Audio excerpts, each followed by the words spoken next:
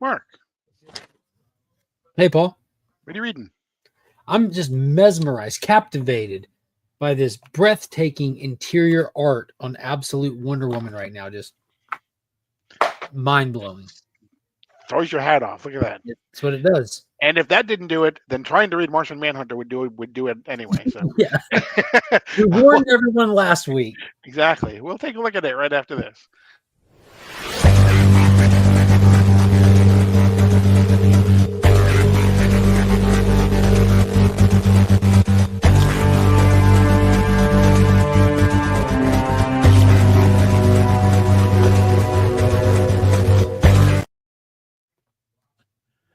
So, before we get started, don't forget to hit the subscribe button. Make sure you hit the like button. Make sure you leave us a comment and hit the notification bell so you're alerted whenever we upload new content. This All was of that.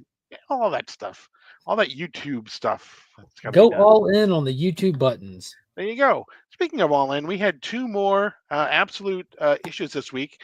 Um, I had another, I can't believe I didn't notice this before um, moment when I was reading the absolute issues this Tell me more.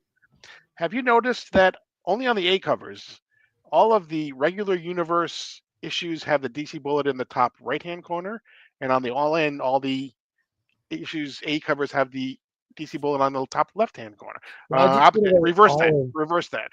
even the Batman Superman do. Hmm. Yes. So I Uh, noticed, like, I didn't notice the difference in the left or right thing. I just assumed it was just based on like the shape of the trade dress. But I did notice like how weird, how busy they look mhm. sometimes with the bullet, the all in, and the big trade dress. I did notice that with Superman, I think it was. But that's really cool for them to intentionally shift just the absolute titles to the right side like that. Yeah. Yeah. Very cool. Hmm. Because corner boxes are not meant to be over here. Exactly. They're not. But it kind of There they just are. kind of shows the juxtaposition. It just kind of hit me when I was looking at it the other day. I'm like, and so I checked at the other ones, and I went all the way back to Batman #1, and sure enough, it's in the All of top right them. hand corner. Yeah, none of these DC books at all Mhm. have it on the right, even as far back 608. Yep. So That's really cool. yeah. Oh, that's really cool. Yeah, the foil logo variant. Mhm. Really cool covers. Daniel Warren Johnson had a 1 in 50 for Absolute Martian Manhunter. There's some really cool covers to pick from. They really are. But before we get to Martian Manhunter, let's talk about Absolute Wonder Woman first. Yeah, we get a little layover story. Yeah, a quick little two issue. The Lady or the Tiger. With the artist is Mattia de Ilius. And to answer your question, I'll have both. Yeah, exactly. Yeah, exactly. Um, so it's just I'm guessing, kind of like a little interlude between, what's going to happen. But This this is makes, what you've talked about before, Paul, when yeah, you, instead of doing like having a separate artist or writer come in and continue your story, you have a layover issue. You do something else to give your team time to do what they need to do, and it seems like that's what we're doing here because we finished up the first story arc right. of whatever it was called. I forget what it's called. I've never even paid attention, but this is the first story after our first big story arc, and it seems like we are kind of going to a just a little offshoot. It's not picking up where we left off. Yeah, we're taking a quick left turn to hell. Yeah, straight Basically, to it. it's where we're going. Going on the scholarship. Exactly. Um, so this starts actually right as just as I said. It starts in hell with Diana at the foot of Hades, basically. Yeah, and he looks crazy, just like a blue dripping flame with a red fiery crown. And he's pretty much asking her to strip down, not to go new, but to strip down of all of her armor and her weaponry. And he's kind of calling her out for thinking he's stupid enough to not recognize all the dangers that she has on her, including her magic pouch, and to empty it. And all the lassos come out. The giant sword comes out, and he starts questioning her while they're kind of just going back and forth. It seems like little tensions in the air, nothing too nefarious, but we're having to wait to figure out why Diana is here. Yeah. So as you first flipped the issue open, did you say to yourself, "Ooh, Doctor Midnight"? Exactly. 'Cause I know minus minus the giant dong. yeah, exactly, and the dot in the middle of his forehead. Yeah. Mm. But yeah, he basically, to your point, we don't really know why Diana is there or how she ended up there. But basically, it is we find out by the end of the issue why she's there. We think anyway. So he basically goes through and he talks to your point. He talks about this magic pouch, which she pulls her huge thing out of her huge blade out of. We see all of her multiple lassos make another appearance, and we see how the Nemesis lasso basically got its power. Yeah, it was really cool because as she unloaded the pouch as he requested, Hades says, "Bring me the red lasso," and she immediately says, "I'd advise against that." And we've seen what it does. Right. And his little minion walks up and grabs it, and just from touching it, just pretty much fries himself. And that's where we get into the story on where it came to be, and we flash to Mount Prometheus on the borders of myth and reality, while Diana is climbing the mountain to get to none other than Prometheus in this just stunning, breathtaking page turn where she makes it to the top of the mountain. You see him sitting there chained to the mountain, the size of a mountain himself. I love when Greek gods are depicted in really cool ways, and this was no exception for him to be so much bigger because he's sitting there all sad, but I mean, just like even in that state, you get this sense like, dude, that's a powerful entity she just walked up on.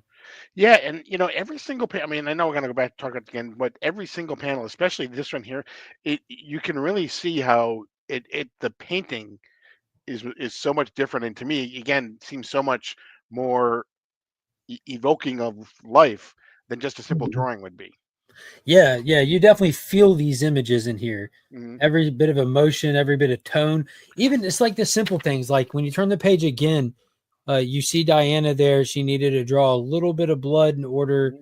to do something, but just the fact that they show like half of her face, Right. like your focus is on the arm, but you see that she still has a still face, but you don't get the expression from the eyes. You see the arm flexing. There's so much you can break down about that photo of like strength and will and determination just from that simple half face arm. Like this is like next level art Mhm. right here.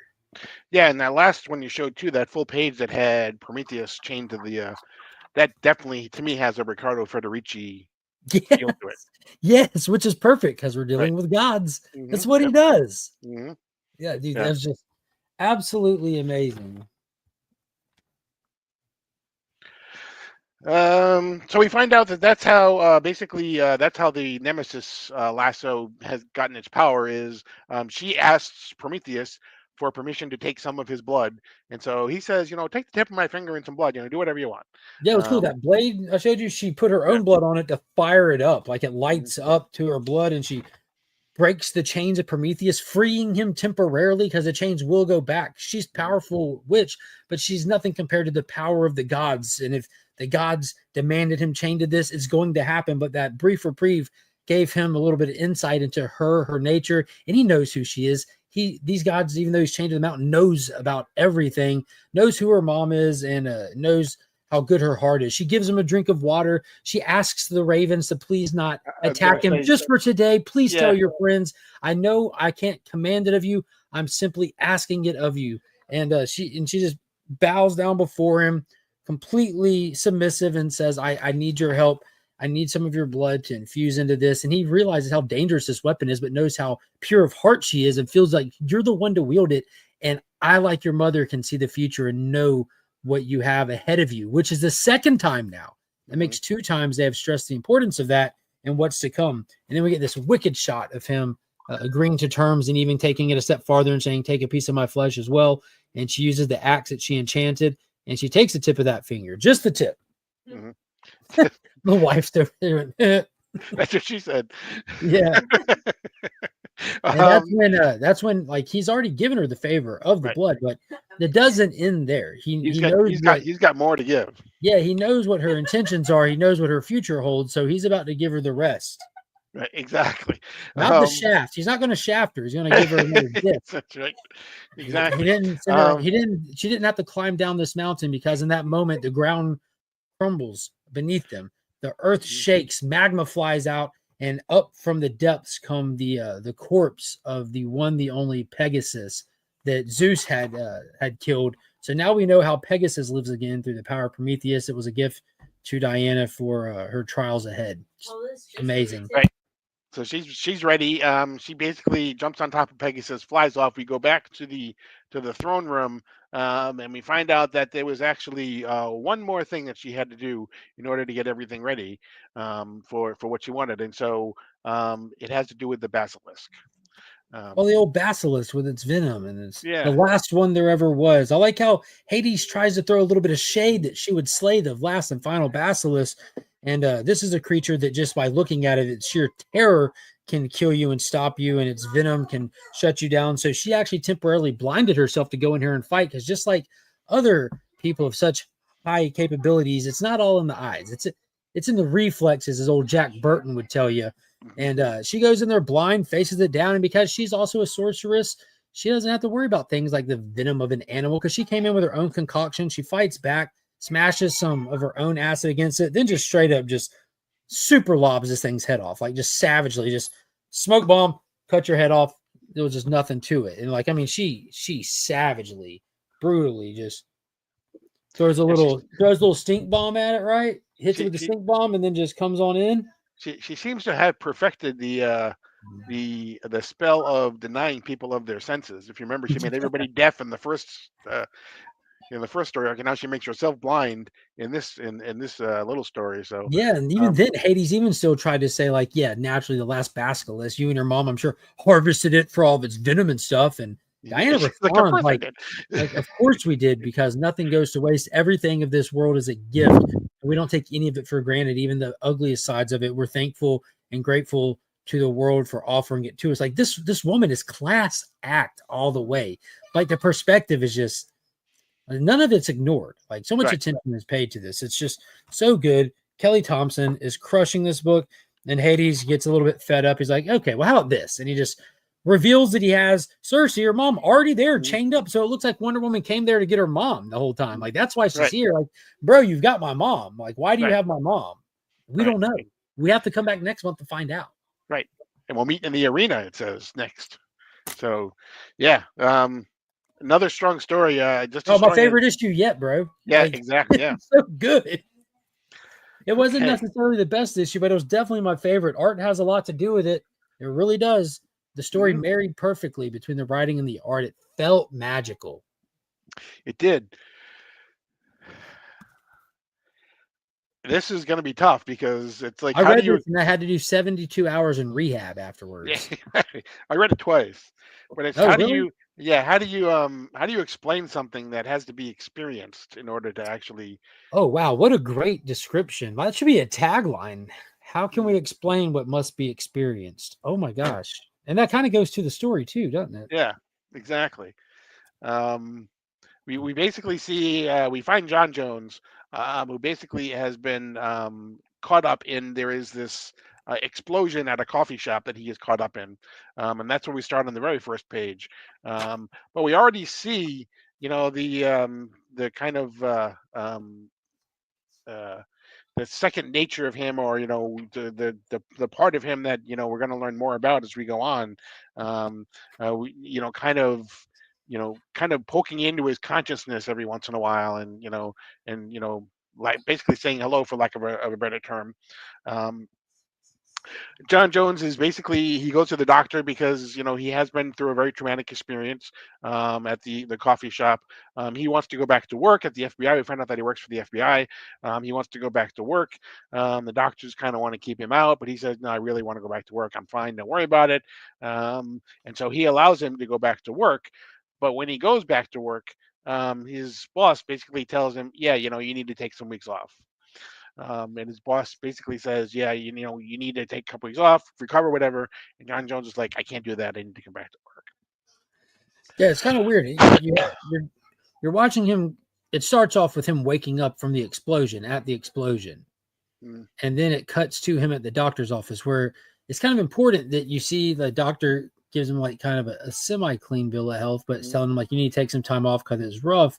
And he's like insinuating, I don't want to. Like, you can tell he's what seems like he's got like a good work ethic. Like he has a drive. Like there's pressing matters he needs to get back to.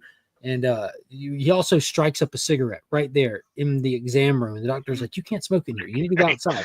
And that's important to the story is the whole Right. smoking element, not smoking a cigarette, but smoke itself. Right. And when he walks outside, the second he steps out the hospital doors, if you look, there's like at least 10 people in that panel, Hmm. and all 10 of them Or are smoking. smoking, and Right. the smoke is just pure gray.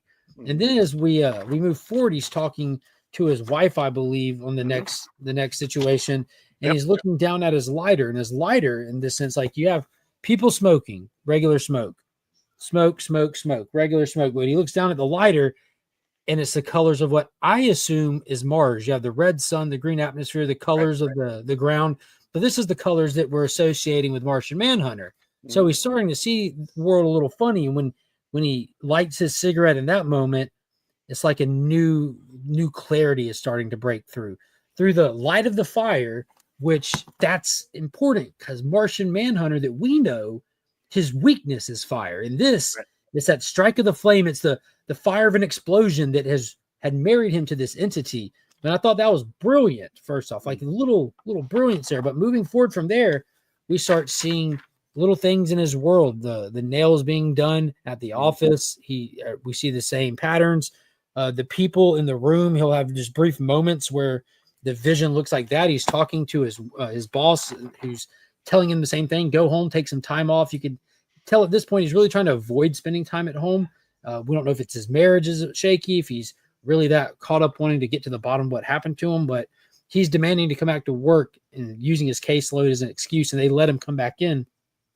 Just stay away from the explosion case. You're too close to it, too caught up. Yes, sir, will do. Turn the page. He's back at the scene of the crime. Right. Exactly. And as he has a flashlight and is looking through the scene of the crime, we again get the intrusion of the Martian Manhunter into his consciousness, who is basically saying Martian, distant, different, alien, yes. So those are the things that he's hearing in his mind. Um, while he's trying to understand what's going on, he's also, like you say, he's looking through the whatever's left of the coffee shop, the Trying to explosion. make And sense of yeah, everything. and it's funny too because one of the things very it starts off at the beginning, and I forgot to mention this is one of the things that I really like about the very beginning is it calls into question what chooses, how does one person become a firefighter, one person become an arsonist? How does one person become a policeman and one person becomes someone who would, what causes someone to be fine day after day after day and then one day suddenly go in and shoot up a coffee shop type of a Yeah. thing. I just thought that was brilliant the way to start it, but talks about the duality of people Did you in a lot notice of the ways. panel as soon as the Martian speaks, you have the colored smoke in the air. Then you have John turn Mm. his head to look back like he had heard something. But do you see something odd about that panel? No, I don't. I'm The just, suspended cigarette. oh yeah, he drops it out of his mouth. Yeah, It's just kind of just like suspended yeah. there in the air.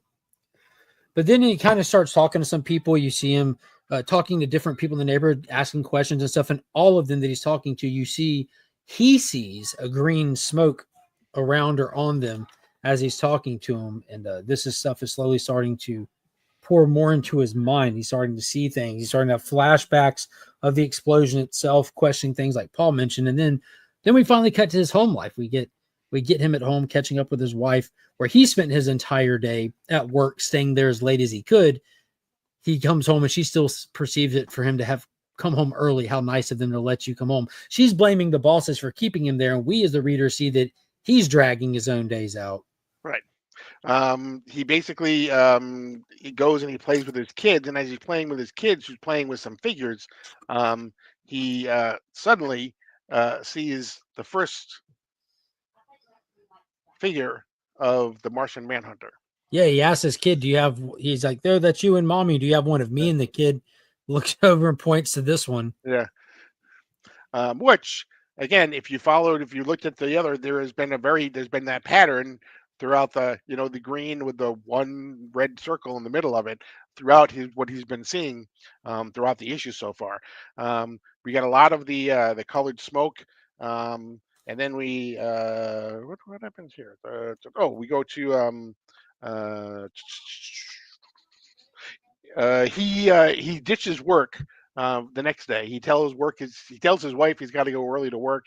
He tells his work he's going to be late to work, so that he can ditch what's going on. Um, and I'm assuming that that's an elevator that goes up from level, third floor to seventh floor, 15th floor, fifty Yeah, he's second. going to the doctor. Yeah, exactly, to the doctor again. So he goes up to the 73rd floor, um, and he sees the doctor. And once again, he sees the multicolored things throughout the doctor's office. And it Um, starts talking to him a lot more in this point. yes, yes. Um, Still smoking And in the he's doctor's not office. very reactive to it, which is kind of surprising. He's hearing it, but he's not he's not like running, like smashing his head against walls or screaming out loud. Do you hear that? He's just kind of taking it in stride. Right. But he's about to, Yeah, because yeah, he um, goes and visits the bomber, the person who right. bombed the coffee house. Go and visits the mom, Mhm. trying to get some answers, and she's of that mindset that you see a lot. Like that, there's more. There has to be more to this. My kid wouldn't do that. My Right. kid is not like that. My kid was just here. Everything was fine. Nothing was out of the norm. This is just as big of a shock to me as it is to you. Probably more to me. I know my son. He's a good boy. He wouldn't do this. And while she's talking, just the colorful smoke is just radiating all around her. And in that moment, he breathes it in. Right. And when he does, it's like it all floods over him. Right. Starts having a coughing fit. He starts then having hearing more and more. He excuses himself, but then he starts to very much have even more of a conversation with the Martian Manhunter. Um, and we see him. He relives an explosion again. Um, which I'm wondering if that's has to do with the coffee again, or is that somehow maybe was because he's the last Manhunter from Mars. I wonder if that particular explosion at the bottom of that page is actually something that happened on Mars, and that's how he came to be the last. Assuming that he is the last Martian. Oh, I Um, don't know. yeah, At this point, he's just coughing, running through the city, seeing the colors everywhere, sensory overload, and we get this crazy kaleidoscope style drawing on this page splash through this. Like how insane was that? I spent some time on this one, just kind of admiring the artist. I don't know how you could conceptualize such an image. yeah. I mean, it almost looks like one of those old like velvet paintings that people would have. Oh Um, yeah, they could glow in the dark. yeah, exactly. The old those old velvet paintings Mhm. from the 70s, which you know, if you were from the 70s and you're still in the 70s, you may understand this more than I am. Um, if you're still stuck in the 70s. But But at yeah, this point, he's seriously questioning what's happening to him with the how right. intense he's catching these reactions, and he's trying to make his way down the street. Cars running by him. He's running in any direction he can, trying to figure out which way he's going. His sight's weird. His sensories are weird. He's flashing to the explosion of the bomber. We kind of get that dual panel of that explosion that you mentioned again next to the bomber, but that kind of makes me think like, yeah, there's a duality to that. There's Hmm. like you mentioned, maybe that's his experience of an explosion and what our Martian experience maybe somewhere back when. Hmm. But at this point, he's just completely overloaded. He's on the ground, and it's talking to him. Yeah, and basically, it's basically saying, that now it's not just a me anymore; it's an us. So there's two people When I inside of saw one it, person, or just two beings, the Martian Manhunter and John Jones. So the difference here between the main universe Martian Manhunter is Martian Manhunter basically becomes John Jones. Here, it seems as though John Jones and the Martian Manhunter are going to basically firestorm themselves, for lack of a better term. And then we get the final page. Um, yeah, oh, that's a great way to look at it. Which I feel sorry for anybody who bought this digitally. Um, oh yeah. he basically said, "You got the thing to activate your Martian vision. Please take page 25 of the comic book in your hands and hold it up to the light." And we see basically, we see John Jones, but then we also see, if you hold the light, we see the Martian Manhunter together as one person, together sharing the same thing. And he says, "We're the Martian mind." You know what? Hunter. We'll say Hunter, even though Hunter. it's definitely Okay. not the word. Yeah. Yeah, we are the Martian mind F word, Right. Right. which is weird. Are they going to change the title in issue 2 to that? Or I don't Martian know. Manhunter AF? Maybe in issue 2 he doesn't look. We can't go around calling you that. You Uh, know, people will look yeah, at us. what an interesting issue. Red smooth, intriguing, make you want to know more, excited to dive into the next issue. Super creative. Hmm. Yeah, absolutely. It was also announced this week that originally I guess this was 6 issues, but now it's going to be a 12, at least a 12 issue series. So 120,000 copies pre-sold before release date. Then they got the Williamson Green Arrow treatment extended right on release day. right. So that's good. Um, but yeah, definitely the most unique issue that we've had so far. But I'm all for it, you know. But yeah, I thought about that when I was looking at it. I'm like, boy, you buy this digitally, you're not really going to get any of this. Um, so, but anyway, No Martian vision for you. yeah, no more submission for you. 2 issues again this coming week. We've got Absolute Green Lantern this time, and Absolute Superman #6 as well. So definitely looking forward We're to going back those. to Smallville for the first time. We are exactly. And I don't know if Rafa Sandoval is doing the art or not, but Have you, what do you think of before we get to the actual page? Because I'd like to ask you before we actually get the book, but just off the preview pages alone, this week in all the DC books, they're doing 3-4 preview pages for next week's Absolute Green Lantern, where all of the art and all of these are so different from each other. What did you think of the Absolute Green Lantern interior art style? um, I liked it. To me, it kind of looked like um, It's it heavy kind digital. it's heavy digital, but it also to me looked like the most close to the main universe as well. To me, it's depicting. To me, it seemed to be as close to the main universe. I kind of almost when I looked at it first time, I almost kind of thought, is that Jamal Campbell Do you a remember little when bit? they relaunched Milestone a couple handful of years ago and they did started it with Static? Yep.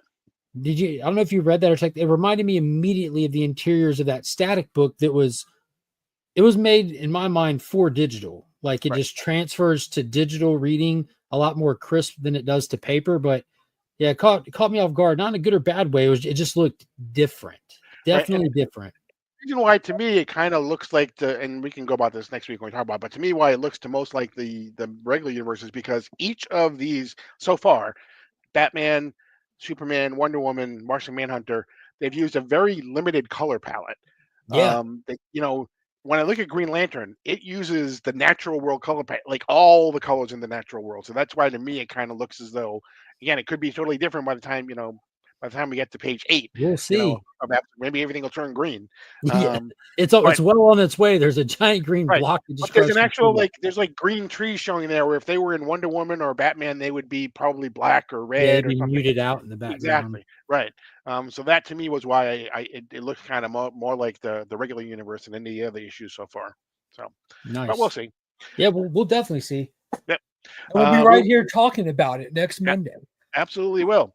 But that's going to be it for this edition of DC Comics Deep Dive. Don't forget to subscribe, like, leave a comment, hit the notification bell, all those good things. But I am Paul. He is Mark. We're Legion. You're now leaving Sector 28.